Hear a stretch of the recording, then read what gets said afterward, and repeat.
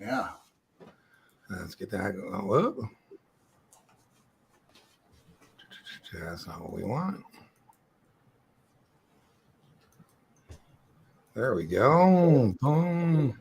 Well, greetings and salutations, test takers. I don't know if anybody's out there. We encountered some technical difficulties and they had to create a new link on the fly. So we'll do our normal thing. Hopefully people will find the new link in a timely fashion. We do this every week, 5 p.m. The main point is content, but if we can have some fun and fellowship along the way, that's always an added benefit. My name is Dean Tinney, a.k.a. the Series 7 Guru. We have a very special guest, Brian Lee, managing member, Test Geek Exam Prep LLC, the Test Geek himself in the flesh. So if you are joining us, tell us what series exam you're taking and where you're joining us from. I don't think we've had yet, Brian, any international test takers join us on the weekly live stream, but we do have geographic diversification, as we say in munis. What's going on? Let's get some housekeeping out of the way and we'll answer any questions you may have. I'm doing an SIE exam podcast series. The episode this week will be on capital markets, so be looking for that if you're an SIE test taker. Brian and I just dropped our second episode of our Series 66 podcast series, Investment Vehicles. That's already available. Brian already got a couple comments on it and on how helpful that collaboration has been for folks already. So that's always good news. If you do have a question for us, just tell us what your question is. It helps us if you tell us what exam you're taking, because, sometimes, how it gets tested on one series is different than another. So if it's SIE or S7 or S24, whatever it is with a Q, we can more easily pull that out of the chat and be prepared to try and give you our best answer for that.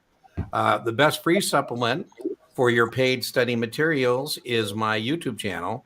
But if you're looking for a paid supplement, I think the best combination is a Kaplan QBank and a Test Geek paid supplement. If you're going for Kaplan QBank, the discount code is Guru15 at checkout. And Brian's been kind enough to do two things. He allows some of his content on our channel. In fact, he told me today, somebody said, why should I pay you if I can get on Dean's channel for free? I said, well, you don't get the full experience is why. Right? So, but Brian gives our viewers a 20% discount code on his lineup. I'd suggest going all in on Brian with a QBank. That's like $150 as a paid supplement. Kaplan QBank with Brian. And make your move, because I have a feeling that the inflation is going to hit the Test Geek here at the start of the new year, right? If for some reason you do miss our live stream, it is available as a podcast on both the YouTube channel and Spotify. And we end each of our live streams with a 30-minute coaching call. I don't know if they're going to be here. I blew whatever. I apologize. But they said Rachel came so close to winning twice that they sent me an email, Brian, and said to give their 30-minute coaching call to Rachel. So as I say, you can assign that coaching call. You can share it. You can do whatever you'd like with it. That would be tomorrow at 3 p.m. It looks like I've got that. I'm flexible on that. What I don't want to have is a contingent floating liability rolling around where I owe somebody a 30-minute coaching call, right? I already got to figure out getting this done for Rachel since she's testing Friday. Okay, let's see what we got in the comment section. Past my Series 7. Let me get rid of that banner. Whoop. Come on. I'm struggling with my... You're having some glitches. I'm having issues. I just came back from my mountain place. It's throwing me off. Past the 63 today. Thank you for the helps. Albany, New York. Oh, wow. Upstate New York. I spent a little bit of time in upstate New York. Beautiful, but boy, snow, that lake effect snow is crazy. Is that the last leg of your testing journey, Sean, or do you have to take a 65 after that? Are you a SIE 663-65 person? Are you SIE Series 663 person? Or are you an SIE Series 763 person? Let us know. Detroit, Michigan. Woohoo. Home of the Tigers. I had the honor and privilege of tutoring some of the family of the Little Caesars family. the Elitch family. So, I guess it's neat to be, born into the right family. He's managing basically family money, but might take some others. So welcome. Series 24 on Sunday, QBank, total score 77. Blake, that looks really good. I don't see any red flags with that score. I'm liking that a lot. Yeah, along with practice exams ranging from lows. I love it. Mastery exam is a little tougher, Blake. I think as long as you're staying in the mid 70 range, I'd be fine. Don't get too, you might take a little bit of a gut punch tomorrow on that mastery. And if you do, just as long as you're above 70, I think you're fine. I don't know whose QBank you're using. I'll speak to Kaplan's QBank because I'm more familiar with it. When people get below 70, it doesn't mean they're not going to pass, and many do. It's just a margin of safety we want you to have. And so the higher the score you're getting on those marks on the practice test, the more margin of safety you have not being around that borderline. And I think Brian and I are both on the low side of what most people say. I think we both agree mid 70s is where we would like to see people, Brian. Absolutely. Not, higher is the better, though. I mean, we're not saying that 80 isn't better than mid 70. We're just saying, but I know some corporate trainers that are just totally unrealistic. They're telling people they got to have like 95. And sometimes the downside of that is then people are memorizing questions. And, you got to figure out, that doesn't work. So the only time when somebody gets a high score and they don't pass, I found, Brian, is because they don't understand the content. They've just been through it so much. They go B, O, A, C, Yeah. KG3, I'll address this and I'll let Brian take a shot at it. I am not very good at the psychology of test taking. So I'll just admit that's not my expertise. Helping people pass is my expertise. And one thing I think addresses test anxiety is trying to promote in yourself as much self-confidence as you can. The more confident you are with the material, I think the better you'll feel about having some confidence. There's a fine line between anxiety that moves you forward, I'll call that fear, and anxiety that is debilitating, where you just can't, move forward. So, do you have any tips on test anxiety, Brian? It is definitely something we deal with on a regular basis, isn't it? It really is. What I try to tell people is, we've had this all our lives. I'm not going to change you today. What you have to do is learn to work with it rather than against it, right? Don't allow the anxiety to make you change questions, change answers. Oh, there you go. I love that, Brian. That's such good advice. And one way to practice this at home, right?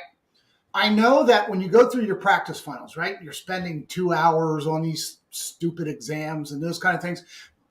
Just once, sit back, relax. I like to have my little favorite glass of Pinot Noir. Has to be from Oregon, by the way. Of course, anyway, of course.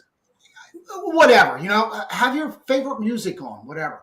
And just sit there and take a practice final once where you just select an answer and move on. Practice, see what happens, just to kind of get into that rhythm where you're not allowing the anxiety to take the test for you. Brian, I just what a golden nugget that was, Brian. Brian has a thing. He says, take the test, don't let the test take you. And I love what Brian just gave a kind of a paraphrase version of that I think was really just a golden nugget about don't let the anxiety get you to second guess yourself, particularly on answers. Right. Your first response, your flash response is your best response. And what we really hate, and I'll put the royal we, but Brian included, I hate, Brian, when I see somebody who actually does know the material and should have passed, but the anxiety, they outsmart their own selves. They use their own brain to outsmart themselves by doing exactly what you just said, changing answers. And on the real test, when you go through the review, don't change a lot of answers. It's not going to do any good. Flashy answer, your first answer is the best. That's right. Well, Sarah, I wish you would have been here for the second episode. We did talk a little about this, but we can certainly do it again. So my YouTube channel for the DC. Yeah, that's right. I'll link Sarah at 9:32 to Brian has a YouTube episode free. He has some free stuff too on discounted cash flow that he has every right to be proud of, and I'll link so you can find that. And he discusses internal rate of return as well. I'll go at this first, and then I'll toss it to Brian. We just done the episode on the Series 66 podcast, Sarah, So we get worried about people who may go too deep into these concepts and not recognize actually what it's more about, which is the input and what is it all about. So, the idea here is that money today is always worth more than money in the future. But the classic example that everybody uses, Sarah, is the lottery, right? They say, Sarah, would you like $1 million today? Or would you like $100,000 a year for the next 20 years? And if I were you, I'd call Brian and say, hey, Brian, I need you to do some math for me. Take it all now. Can you, Brian, do some discounted cash flow for me on these 20 payments of 100,000 and see what that present value is? Right. Because if that present value is more than $1 million, we should take the payments. And if that present value is less than $1 million, we should take the $1 million. So that discounted cash flow is trying to take those future income streams and figure out what they're worth today. That's what present value is about. The internal rate of return, the one I use here, Sarah, and I'll turn it over to Brian, who's a serious math person. I'm certainly not. Is the internal rate of return. So let's say I have a customer who has $100,000 today, present value, and he wants to have $400,000 20 years from today, future value. The internal rate of return is the number that would take that 100 to a 400 or the 400 back to the 100. And that example I gave you, let's say it's, we're not going to start doing math tricks on the whiteboard, but if we use the rule of 72 in the example I just gave you, we'd say, okay, well, if a guy has 20 years to retirement, he's 50 years old, he's going to retire at 70, he has 100, he wants 400. I go, oh, well, halfway to 400 would be, 60 years, 10 years out. If we could double that to 200 and double again, there we go. Rule of 72 says I take 72, divide by 10 years, and I get 7.2%, which is the internal rate of return. The number that takes the 100 to the 400 or the 400 back to 100. PE, very straightforward, price dividing by earnings, and it's a type of valuation used in a stock. If you're a value investor, you would typically be looking for a lower PE ratio.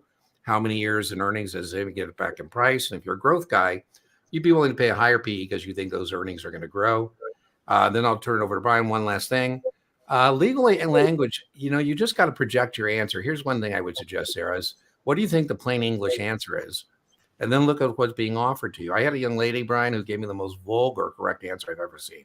And I said, it was in street language. And I said, okay, that is the right answer. We try and project that right answer. But when you read the answer set, that's not going to be there for you. It's going to be the NASA version of what you just said, which is that legalese, right? So that's the attorneys. Okay, Brian, your turn on this one.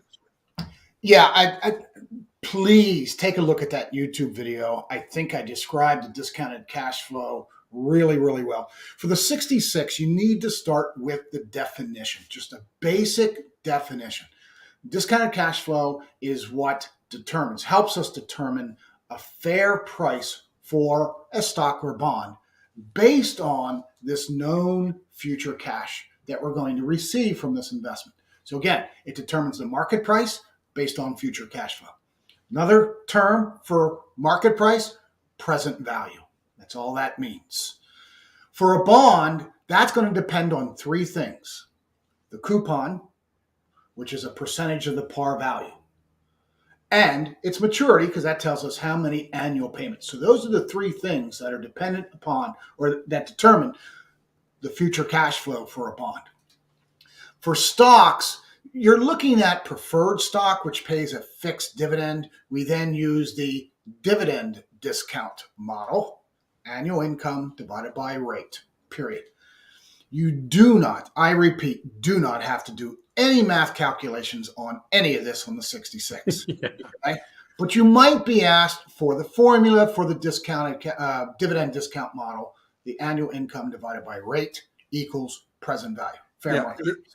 Yeah, Sarah, I got to tell you something. I just got a question today, Brian, and I checked the emails just before we started. A guy sent me, and I love this test prep vendor. You will never see a question as complex as this on the test. I'm like, okay, then why? Why? So, if it's not going to be the test. Sarah, I would just add discounted cash flow is applied to a stock. It's called the dividend discount model. And if we apply to a stock where we assume the dividend may grow, that's called the dividend growth model. Rachel, yeah, I owe you that 30-minute coaching call, so we'll figure it out for sure. I thought you said Thursday though, but after we get done with this thing, I'll send you another email. We'll get you on the schedule. I know you said you're testing Friday, and we will certainly get it done between now and Friday. Make up your dean to-do list, kind of what you want to accomplish in the 30-minute call. And if you can send me an email with that agenda, that would be helpful. It's not necessary, but it's helpful. For those of you who are new to our weekly broadcast, we do a drawing at the end of the session for a 30-minute coaching call. And Rachel, I have no control over this. I call it the wheel of fortune. I don't know what you call that thing, a wheel, and you spin it and kind of thing. Anyways, when it spins, you don't get to see the wheel, but you see the names go by. And Rachel was right on the edge where I thought she was the winner both times. And then the last minute, it flicked over. And the person who did win actually was kind enough when they claimed the prize to say, oh, I still feel so bad for Rachel being so close. And as I said, you can't assign the coaching call. So they assigned that call, gave it to Rachel. So that, paying it forward, I guess. SIE from Benita from Virginia Beach. I spent some time when I was in the Marine Corps in Virginia Beach. There's no, Marine Corps base there, but North Fork is not far away. And sometimes Marines go to play in Virginia Beach. Virginia Beach is one of my favorite places. I like it. There you go. Series 7 on Thursday, Berkshire, home of where the founding of Berkshire Hathaway, right? It used to be a mill in the Berkshires. Series 7 Thursday, we're sending good data, good testing energy, good test vibes. Last leg for now, SIE 763. There you go. I'm an agent for keeping. The reason I asked that, Sean, is because that is typical. And without a SIE 763.65 or SIE 763.60 or 66, I love it. And you can tell that Sean has passed because he says, I'm an agent of a broker dealer. He is not an investment advisor representative. I got good news, Sean. Someday you're going to have to come back and take another test. It's going to be a 65, so you can be an investment advisor rep. I did regular classes for Key in Seattle. There you go. For years, probably 10 years at least. Brian, he's a jet setter. He's got a place here in Vegas, and he's got a place in the Northwest. But what do you think? I think you've been in the Northwest for, decades? 30 years. Yeah. So, Brian's been the go-to guy for licensing in Portland and Seattle for, long time. Just scheduled my test, as I said, from a few weeks, 4th attempt. Wow. That's tough, Isaac. That's tough. 1 or 2 points means it's not knowledge deficit. It's some other variable. Could be what we discussed earlier, test anxiety, changing answers. But boy, kudos to your resiliency. There are many, many successful people in our business who have that path where they suffered the initial misfortune of 3 fails and a pass. And the reason I think your sponsoring firm, I don't know what exam you're taking. I'm assuming it's a sponsored version, not an SIE, but they know that too. When you're missing this exam by 1 or 2 points, it's not because you didn't put in the work. It's something else. And also make sure you look at some supplements to get you over that hump. Free supplement, paid supplement. Exactly. Absolutely. Series 7, mid-December. I like it, Lisa. Get it done before Christmas. You don't want to be messing around in the holiday season and have that pending. I hope you had a wonderful Thanksgiving. I've been so blessed this year. This is one of the most blessed years I've had, just, on every front.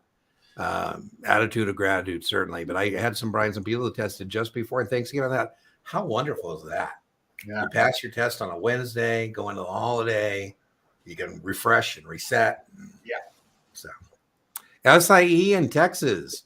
I don't know if you know this, Brian, to actually do what we do in the state of Texas, they require you to register as an instructor with the state. Can you believe that?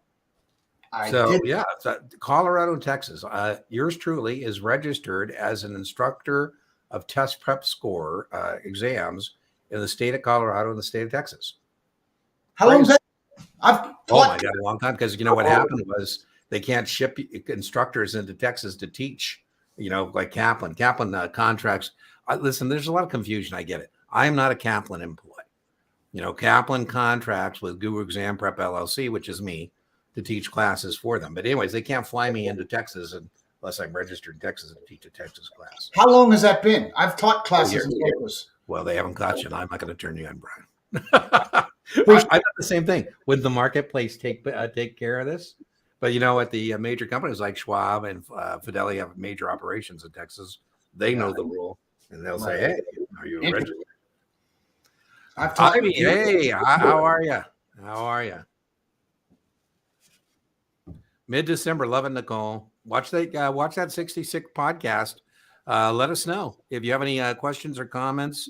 I got to tell you, Nicole, the other thing I want you to put in the comments, if you think there should be more or less. I was talking to somebody today, and Brian and I have been backstage. He makes me remove a lot of banners of things I want to talk about. So, yeah. So, he only wants to talk about things he thinks help you pass the test. And I have other things, I like to talk about. But, oh, well. A good thing he did, though, because that episode tonight came in at 45 minutes. So if Dean had his way, it'd probably be a 2-hour. I would go 66. If you have the 7, what do you think, Brian? I think 66 is the cleaner way to go. Personally, if you have the 7, I mean, this is not a question unless you have you don't have you can't take a 66. Well, you can, but it won't work. I like the 66. Yeah, this has been popping up, Ivy. I don't know where this is coming from. I think is a fallback. If you miss the 66, I would have as my fallback a 63, 65, which is the equivalent of the 66. Right. But I have heard on the street, Brian, that people are suggesting, I don't know why they would suggest this, that somehow the 65 is easier. I've been hearing the 66 because of the 7 overlap. That doesn't make any intellectual sense to me, Ivy. I kind of get what they're saying. Like if you did your SIE and your 7, you get the 65 economic stuff. You're not going to get on the 66, but it's more questions. And I just think it's cleaner to take a 66. Don't you, Brian? Yeah. Like I said, I don't wait. Why make something kinky when it doesn't have to be, right? I mean, I'm sorry. I didn't mean the use of the word in that way. I meant the use of the word of making it more difficult. Okay. But anyways, what I mean by that is there's a reason that companies don't suggest that. So, there are people that sometimes are off the reservation trying to reinvent the wheel. And if you came in and said to you, Ivy, I don't know who your sponsoring firm is and maybe it sounds like you're undecided. They're letting you choose, but most firms would not let you choose. They would say, you're going to do a 7, you're going to do a 66. I had a young lady, we talked about this in our podcast episode, Brian. Can you believe this? This is back in the days when they gave scores. She got a 93% on the 7 and failed the 66. Crazy. And then, so I called her manager and with conference call, I said, let her take a 63, 65. And I would let her go take it tomorrow because I think she can pass. I mean, obviously, this is not a knowledge problem. And she then took the 63, 65 the next day back in business. Yeah. So that's how I would think of that 63, 65, Ivy, as a fallback. That's right. You're welcome. You're welcome. Passed the 66 yesterdays. Thank you, guys. Tremendous amount of help. Yes. I've been referring both channels to anyone I know that started the process. Mark, thank you so much. I told you one of my blessings this year is the channel is going to cross 3 million views here shortly. And it's going to cross 700,000 hours of watch time and 25,000 subscribers. And Mark, that's all due to referrals and test-taking victories. Yeah. I don't do any SEO. I don't do hashtags. I don't ask people to smash the like button or smash the notification bell or, I just try and stay focused on, if we can, adding value. And like I say, don't forget that Brian, besides his paid content, does have a YouTube channel where he does have lots of videos. Some really good ones, Brian. On the 24 Reddit, I just put up your one on closeouts. It continues to be, a go-to video. Yeah. It's so good that I was thinking about making my own. I go, why would I? it's already there. It's wonderful. And the discounted cash flow for the 65, 66. Yeah. We'll link. We're already linking to that one. So, but yeah. So check out both channels. Thank you so much, Mark. I know Brian appreciates it. Absolutely. So we appreciate all the, how many test takers have contributed to our success over the years. Brian and I are both pretty blessed. And when Brian has a Friday night and, wants to have a guys' night out and I can talk him into it, yeah, we'll go have a nice scotch, do a little gambling. And how blessed have we been, Brian? And a lot of that is because of the help we've provided to test takers along the way. So Test Geek is going to reach an all-time high in revenue this year. but that's crazy. You deserve it, my friend. And that means you're paying for the scotch next time. Okay. SIE 6 down, 63 on Friday. All right. Well, Matthew, get that 3-0. 3-0. Way to go. Ooh. What did I say? I just had a thing I should remember. 3-0. Way to go. I like that. There you go. 3-0. Way to go. Or what, as I say, I call it the hat trick, the test taking registration hat trick, or the trifecta. Triple Crown. Yeah. Sarah again. So Sarah, I don't know when you're testing, but you got some good questions. I like them. Please explain lending or borrowing from the Uniform Securities Act. Kaplan Q-Bank language is confusing me. Brian, you want to take a shot at that? Or I can take a shot. What do you want to do? Only from lending institutions. That's what I was going to say, right? If I go through the normal borrowing process from, don't you love this word? Always going to have a little N. A bona fide lending institution. That's Latin for good faith. Then there's no problem with me borrowing. The way I think of it, Sarah, is I can't borrow from a natural person, a living, breathing human being, but I can borrow from a non-natural person, a financial institution. Right. Now, in lending, the way I would think about lending on the Uniform Securities Act, and I'll defer to Brian on this, I think lending comes up in the context of lending in terms of I'm your lender and I accept securities as collateral, and then you don't fulfill your responsibilities and I sell you out. That's not subject to the jurisdiction of the Uniform Securities Act. In other words, I don't need to worry whether that security was registered. Now, we as agents or investment advisor reps should not be lending to customers. Brian, you want to talk to lending? No. Well, from an investment advisor standpoint, we don't loan money to clients. Yeah. Broker dealers do. That's right. Margin accounts. That's right. Okay? But as far as borrowing, as we just mentioned, it has to be from a normal lending institution, which again can be a broker dealer or most often a bank. There you go. Mortgage brokers are not. There we go. So that's what I meant about mortgage broker, right? A mortgage broker is a living, breathing human being walking planet Earth, not a financial institution. That's right. Sales supervisor. Oh, not quite yet a sales supervisor, Luis. So he's got his 10. I think the 10 is the bigger, tougher thing to have done. So good news. Yeah. 9. There you go. So get that 9 done, and then you'll officially be a sales supervisor. Doing the 10 first. I'll get that. Yeah, I kind of like that though. I like it. It works. Too. You know, it works for him. So yeah. I'm all for it if it works. 72 on the 66. Absolutely right. No math, no inputs, outputs, know your balance sheet. Lynn, thanks so much. I don't know why people would want to listen to Brian and I, but if we can get independent confirmation, always good. If you're a victorious test taker in the house, like Lynn, woo, victorious test taker in the house. Yes. Now everything is going to be a little different, but as I tell Dean all the time, I am oftentimes a little too blunt from time to time. But on that YouTube video on balance sheets, I say for 65, 66, you don't know your balance sheet, you will not pass. Yeah, you got to know working capital, current ratio. Yeah. You got to know the components of a current asset. Series 4, Dean, just put past perfect purchased. Yeah, we knew that. I know that. Jerry Solomon, Evan, gets to retire now. So I am aware of the acquisition. There you go. So Muni principal, that's no walk in the park. So kudos, municipal securities principal. Wow. Evan, when I took the Series 53 decades ago, wow, how stupid is this? I sent away for some self-study materials. And this little flaky book showed up. And I made the assumption, flaky book, flaky test. What can they ask me about a muni bond that I don't already know? Oh, my God, Evan. I don't know if you experienced this, but I went down there and it was A this and D that and G this. And I'm like, oh, my God, I'm using all my test-taking tricks. I passed with a perfect score. Wow. Meaning, if I would have missed one more, I would have failed. I got the 70 in the day that was required. I didn't learn any more than was required. But boy, I've had so much Well done. at 53 cents. Second attempt on the 65 mid-December. Thank you for the podcast and videos here on YouTube. You're welcome. You're welcome. And we just finished up.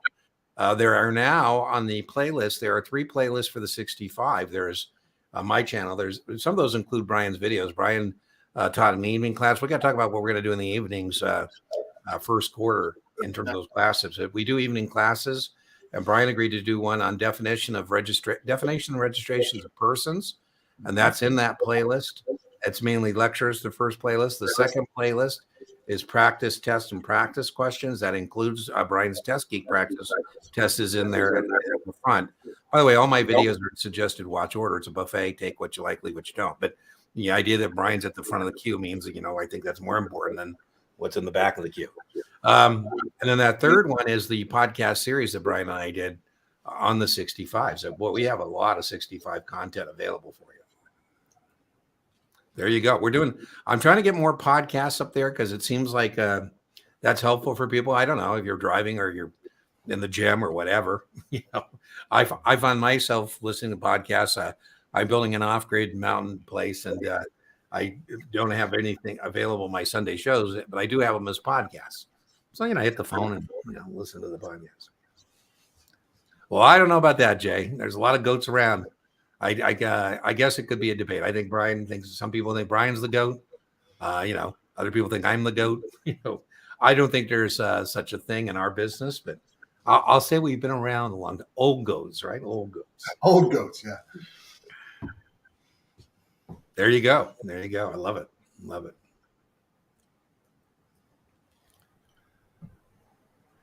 Yeah, Lynn and Brian and I were just talking about his cheat sheet. He gets upset with me because I don't like that it's called a cheat sheet. And here's why, Lynn. I'm just fearful that somebody's going to accidentally have Brian's PDF and they'll accidentally leave it in the bathroom or, have it somewhere. And then it says cheat sheet. And, oh, my God. I just know how people can overreact to things. But I do think that cheat sheet on registrations is really a great resource. Brian has a lot of his PDFs organized with little buckets of where things go.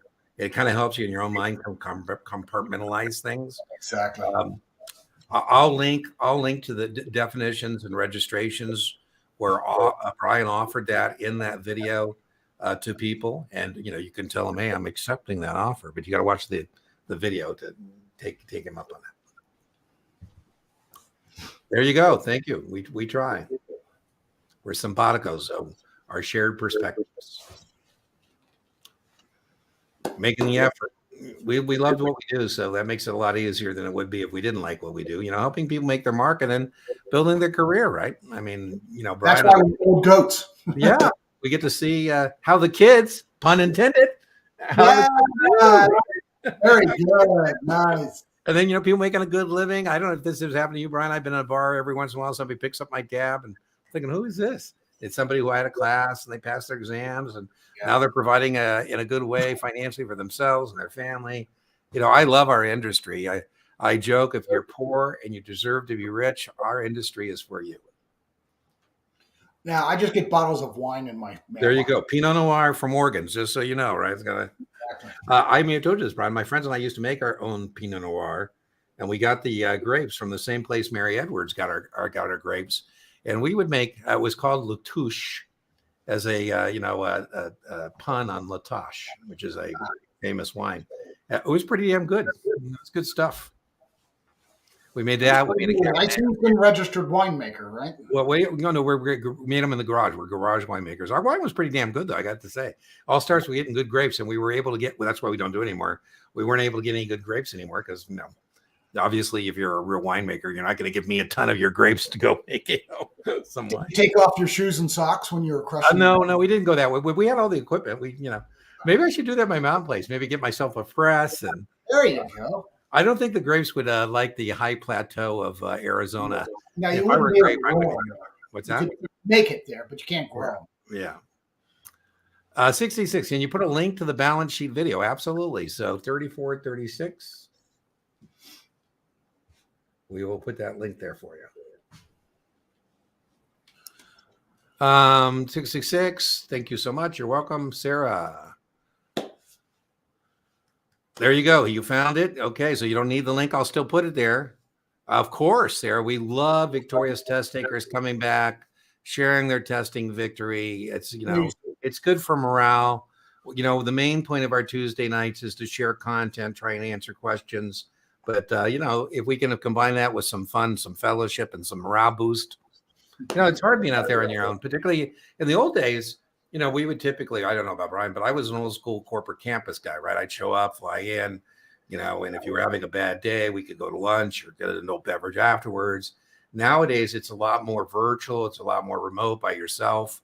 And if we can kind of find ways to still be plugged in, Sarah, whether it's our Tuesday nights, every once in a while, I'll do a live episode of a podcast. Welcome to join us for that. And when I do the live podcast episode, I'll answer any questions afterwards about anything. So, if you show up at the end and you have a question, we do that. So try and stay plugged in if you can with whoever you can, whether it's Brian and I and this YouTube channel, or you have another community somewhere else or a study group. I'm a big fan of that. Can't find the motivation to study for my Series 7 so hard. Well, Edgar, think about the future benefits of your 7. It's a rite of passage. So, that's what I would think about. Right now, we'll put it in test language. So right now, Edgar, I think you're too much focused on the present value of your study effort and not enough on the future value of your study effort. I like it. So yeah, maybe make a future gratitude list. What you're going to do when you get your 7. I don't know who you're sponsoring. Is there a bonus involved? Is there, it's a rite of passage. As I joke in the Marine Corps, Edgar, we don't want to be the many and the humble. We want to be the few and the proud. And so that is why there's this barrier to entry into the securities industry. I had a client, Brian, he said, I know what you made on this transaction, Dean. And, I could, refer other people to you and you could give me some of the money. I said, Russell, that's a great idea. I handed him the Series 7 study materials. He goes, what the hell is this? I said, well, if you want to get paid, you're going to have to go take this test. He goes, well, I don't want to do that. And I said, well, I didn't think you did. So that just means, Russell, thank you very much. I can't pay people who aren't registered. Right? So maybe, Edgar, that's my solution. You have any? I wish I was better as helping with those kind of issues. I'm really not as good as some of those. Yeah, it is a challenge. I like challenges. I like the Series 7. I like options. Motivation for me for the 7 was not a problem because I know I was making a huge career change. Huge. I used to be a high school science teacher when I got out of high school. There's no money in that. Man, where I am today is because of that Series 7. Yeah, Edgar, what's that saying? I love it. And fake it till you make it. So, I had somebody, this firm, Edgar, so I'll tell you what I mean by this. Your brain is going to do well if you don't pretend you like it. So even if it's not true, if you pretend it, they hired me, Brian. She was, this was a private equity firm setting up their own broker dealer. And so these men and women had to get registered and she has to take a 24, can't take a 24 without a 7. And every time I came in to tutor her, she'd say, I hate you. I hate this stuff. You know what I make, I could retire right now. And I just went on and on. I said, listen, I'm not the one who's making you take the test. And I know you're like number 3 here. So in the chain of command, it must have been number 1 or number 2 who told you got to do this. And, I'm just trying to make your life easier. If you pretend you like me and you pretend you like this content, your brain will be more accepting. It's going to be hard for your brain to accept this if every time I show up or you're dealing with options. If Brian's point, if you can make options be like a game to you, I'm going to figure this out and put it in that frame in your mind, that I think that's helpful. Yeah. And like I say, even if it's not true, I would pretend it is. So. Happy Turkey Week, Marcel. Kenner, Louisiana. Woohoo. Yeah, the F1 was a mess. I'm not sure, Brian, how Vegas feels about F1. Success or not? Actually, after all was said and done, you should have heard all the glowing reviews. Oh, okay. Like 180 degrees. Okay. Oh, it was wonderful. The drivers loved it. It was one of the most competitive races they've had all year. Great. Okay. Well, I'm good to hear that. It was 180 degrees. It was amazing. I haven't heard the debrief afterwards. All I heard was all the grumbling. before. If you ever drove downtown around, I don't. Yeah, for the past month and a half, it was not. How fun. often you go to the Strip? I hardly ever go. I don't go down much. I usually only when family or friends come. Yeah, they always want that's to exactly right. Take them down. Yeah. SIE question from Benita. Are the terms limited partnership and direct participation program used interchangeably? They are. They are. So you're making the D is for you're making a direct investment. There is no wrapper between you and the underlying asset, whether it be oil and gas, whatever, but they are. On SIE, maybe one or two questions. I think mainly on the SIE, Benita, you know the difference between the general partners who provide the expertise and management and the limited partners who just provide the money. Right. If I recall, there's not a lot on the SIE. You're absolutely right. I think on every exam, Brian, I think all test prep vendors go so overkill on partnerships, direct participation programs. Because old goats taking the old 7. I know. I call them legacy questions, indeed. And I get really, I still answer questions, but it hurts my heart when somebody's asking questions about something you and I, Brian, know is not going to be asked. That's right. Particularly like the recourse note, non-recourse note. That's the first thing I always think. Do you think they test recourse? We are, Lynn. We're working. We got 2 up right now. We just released one this evening today, and we're gonna have. Brian said we're gonna because I told him I said we're coming in on the holidays. I'm not sure we want to, not get this done. And he said no, let's be aggressive. So we're hoping. What'd you say, Brian? We're hoping to have it all done by Friday next week. Next week. Yep. Wow. Okay. So there you go, Lynn. So. Be looking. We got episode 2 went up this evening, so episode 3 will be out next week some point. Taking 66, woo, 90 days. Love it, Irina. We'll send you all the positive vibes. I think those shorter time frames, by the way, are sometimes helpful. What I mean by that is because some people take so long that by the time they get to the end, they forgot what they learned in the beginning, right? So I like tighter testing time frames than longer testing time frames in general. I think 90 is aggressive, but I like aggressive, right? You're done. As we said, so, there's Edgar. So I'm going to tease Edgar a little bit, right? You're going to be done in 90 days. So maybe the other thing I would say, Edgar, in terms of the future value, think about getting done with this damn stuff if you need it, right? So maybe what they say when you're in the valley of death, keep walking. Yes. Because you'll never get to the other side, right? So that'll be helpful in terms of motivation for you. But we'll certainly send you good test vibes, Irina. 2-0. I have no expectation. It's not going to be 3-0. What are your practice test scores? What are you getting on your practice test? Oh, my bad. Doesn't matter because you're going tomorrow. If I pass my SIE, what's the most important experience that my first position should provide in order to be successful in the securities industry? So, Edgar, I've given this advice many times, and people disagree with it. It's worked for me. I would always be more interested in the people and the learning in my first job in the securities industry.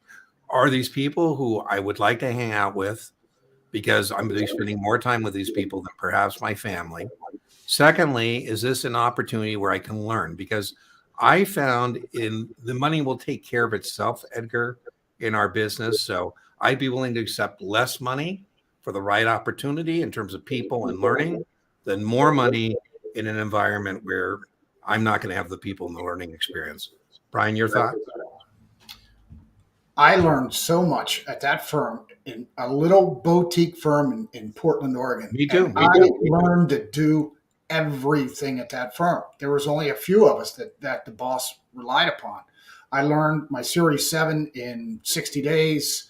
I took the test. I took all the exams. I started training. I started teaching the Series 7. Man, absolutely. And I loved hanging out with those guys. Man, we were all Sunday, our one day off, basically. We would sit at one of the first Starbucks in Portland, Oregon. Woo! All Sunday afternoon. The 4 or 5 of us, we would hang out together on a Sunday, watch all the people. Oh, I just loved it. Man, so Edgar, I had the same experience. A larger firm, you don't have as much of a learning. My guy was Mr. K. I've been very fortunate to have. Now I'm an old guy, but I used to be a young guy, and I had a lot of older guys as mentors who taught me a lot. And that knowledge is worth. It will be monetized at some point in your career. That's But I right. just don't think you should think about the monetization of that early in your career. Now, where Edgar, people get in, except like this guy told me about his opportunity to man this phone bank at this firm, where confused customers call in, and I said it sounds to me like a great opportunity because if you're on the confused client desk of like IRAs, and you're taking 1,000 IRA calls a week on people that are confused, by the end of 2 weeks, you're going to be an IRA expert. Whereas if you're not doing that, it's going to take you a lot longer to get in what Gladwell calls the 10,000 hours you need to develop competence. So anyways, but it wasn't for him. I get it. I mean, it wasn't something that fit. So, he quit. I was trying to say, why don't you stick with it just to give it another few months, right? You'll get off that desk. So, just enrolled for 66 and we'll take the SIE in January. I'm looking into the financial industry and get a sponsor for the 7. What are my chances? Very good, right? I mean, there's no expectation you can't pass both. I think what Roy is referring to you for the rest of you is that you don't need sponsorship to take an SIE in a 66. Do I think, Roy, it'll improve your odds to go into a potential sponsoring broker dealer already having on your own initiative pass the SIE in 66? The answer is yes. But again, I don't think there's any reason to think that you can't do both of those. Again, you're just going to have to execute a study plan. So we need to know more about your situation, but yes. Yeah. Right. Dean, wouldn't that be an SIE in a 65? No, he could still take the 66, but it wouldn't work with the 7. Okay. So you can take it's called, so again, a little bit in the weeds, but 66, the co-requisite is a 7. So I had this come up, Brian, your point. This came up the other day with a guy, and he said, should he do the Roy route, the SIE 66? And I said, well, you're not going to be able to do anything unless somebody sponsors you for a 7. I was telling him, I might tell him to get an SIE and a 65 because at least with the 65, he could work at an investment advisory firm, right? So that's kind of that discussion. So, but your chances are good. I don't know why we would not think your chances are good. Well, I think, Roy, I think you're on the right track. I do think it'll improve that. By the way, and then you can use that interview, kind of Brian's point, right? You could, Roy, say that you didn't take the 65 because what you really want is to get a 7. And, people who are sponsoring will go, I can respect that. If I'm, looking for human capital and somebody tells me I did this route because I'm looking to get a 7. So I like that. I think they'll respect that. Brian, thank you for your teaching over options for the Series 7. Game changer. Ooh, Test Geek is the game changer. Oh, and then I'm awesome too. Well, thanks, Lucas. Throw me a bone there. Was scoring 45% and then watch your content, scored mid-80s. Right on. Right wow. On. You are more than welcome. Yeah. How is it, Nicole? How tested is futures and forwards? Well, we just did the second episode, Nicole. Watch that. I'll try and timestamp that in futures and forwards. Maybe 1 or 2 questions. And Brian, him and I were talking in the podcast episode about Farmer Brown. And so Farmer Brown is interested in the price of beans, right? And so in futures, it's pretty easy because it's not like options. You're either going long or short, and you either think the price is going up and you go long, or you think the price is going down and you go short. That part I think is simpler. But, as Brian and I were talking about, this Farmer Brown guy, right? He's not worried about the price of beans going up. He's selling beans. So he's going to do in the futures market today what he's going to do in the cash market later on. I don't think, Nicole, if you told us, we did talk about it in our podcast episode, but if you told me you missed the 66 because of futures, I'm going to say, I don't think so. But that being said, it is there. Brian, your thoughts? Yeah. And again, we even mentioned this on the podcast. One question is specifically to the laws and regs that these are not securities. You don't have to be registered as an agent to sell them. That's always one of the questions, the right. Laws and regs. And then as an investment vehicle question. Yeah, there's not that many. Not on the 66. Yeah. So not a make or break. Yep. I don't know what that means, Edgar. Hi. I like your bear thing, though. Yeah. That's pretty cool as an avatar. I'd like to have a bull or a bear like that. Series 63. All right. You're welcome. If a limited partner, that's exactly right, Edgar. That's exactly right. My clients and I financed a restaurant, a brasserie, and the chef was the general partner, and we were the limited partners. And we deposed the chef. We had a partnership meeting, and I said, listen, this isn't working. We got to depose the chef. And then my client and friend Brian said, well, who would be the new general partners? And I said, well, that would be us. I'm proposing you and I, Brian, a different Brian, not this Brian, as the general partners. He goes, I said, this is going to be like a new adventure for us. This is going to be fun. And so anyways, we took control of the restaurant, and we had a guy named Lloyd, and he would come in and talk to the employees about their schedules and the dinner. I said, listen, I know you think I'm giving you a hard time, but enjoy, drink, eat, whatever. But, check with your attorney. He's going to tell you I'm doing you a favor. You need to stay out of the day-to-day operations of this partnership because you have way more money than Brian and I have. And if this thing goes south, people know that, and they're going to want to come after you. So, Edgar, indeed, I don't know what test you're taking. That is true. I don't think it's a big test issue, but indeed it's true. You could violate your limited partnership stat. By the way, I don't like you said benefits, Edgar. Yeah. What you lose is your limited liability. That's because right. You'll be deemed to be a general partner. So that's what it would. Is that what you're going to have, Brian? That's exactly what I was going to say. Yeah. See, we're simpatico, man. There you go. Lynn said that we need to know our inputs and outputs for 66. Nicole, what that means is recognizing formulas, not can you do the math, but what would be necessary to do math. I think Brian earlier in this live stream counted. I don't know if you can do it off the cuff, Brian. I know you can, but I don't know if you know what I'm referring to. We need the inputs where the coupon, the maturity. And so that's what we mean by inputs. What is, if I asked you to do the math, what would you need to do that math? Not so much can you do the math, right? Well, it looks like we're all caught up. If there is no other questions, let me go get our giveaway tool. And Brian, you got any suggestions for a word? Absolutely. What's that? Absolutely, I do. Is it absolutely the word, or you got a different word? I'm putting up my Christmas lights tonight. Oh, okay. Hold on. Let me. I just lost you. Or is everybody still here? Hold on. Yeah, I think everybody's here. Okay, I'm having technical difficulties. Lights. Yes, you are. Okay, lights. All right, so let's go get the giveaway tool again. If you want to participate in the giveaway, don't do it yet because I haven't put it into the thing. Lights. There we go. Put lights into the chat. Let me go get the board here. Share screen.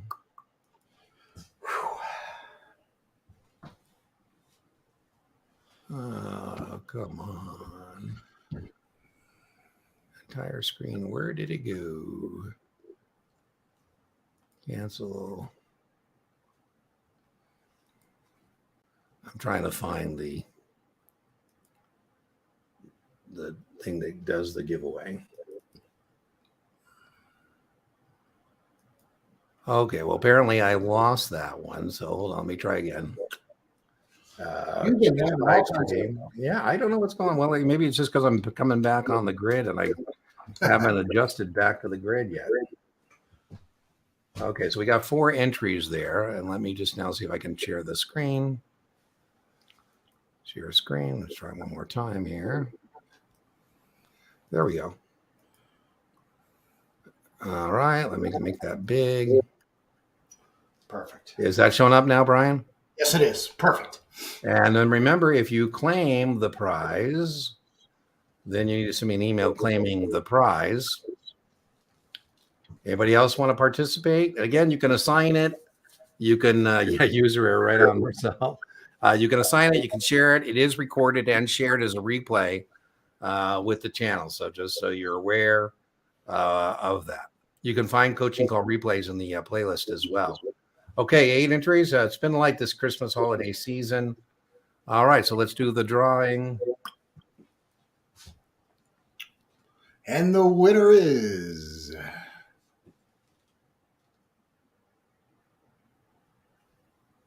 Ivy. All right, woohoo!